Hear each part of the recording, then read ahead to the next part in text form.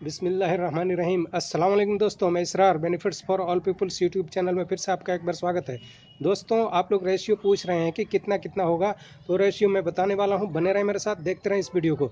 ये देखिए, अगर कोई भी आप पैमाइश लेते हैं, कोई मग लेते हैं छोटा या बड़ा, या कोई आइटम लेते हैं, ये देखिए दोस्तों, एक मग मैंने इस मग से इसमें डाल लिया हूँ, और अब ये एक मग और इसमें डालने वाला हूँ।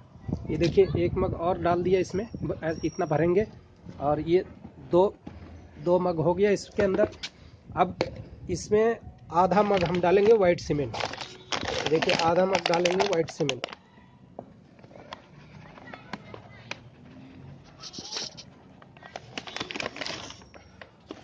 ये देखिए, आधा मग वाइट सीमेंट हो गया, यानी 4/1 का ये रेशियो हो गया। अब पानी इसमें कितना डालेंगे, ये देखिए, पानी भी इसमें हम इसी मग से, अब देखिए, एक मग पानी, 1 मिनट आपको दिखा रहा हूँ।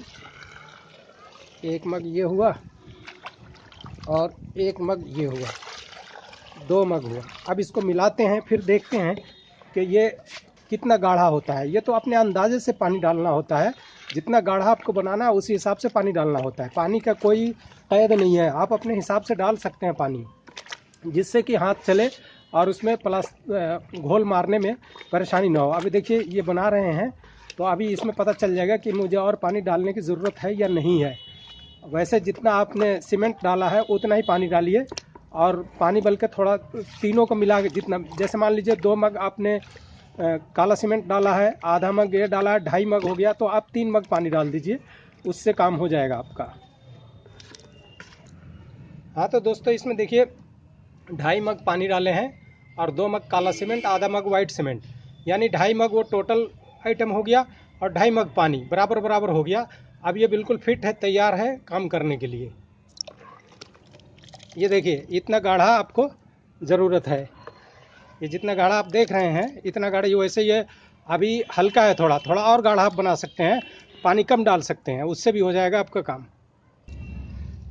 अब ये देखिए, इसी तरह ये प्लास्टर बिल्कुल फिट हो रहा है, और इसके ऊपर आप कल से पानी ज़रूर मारेंगे।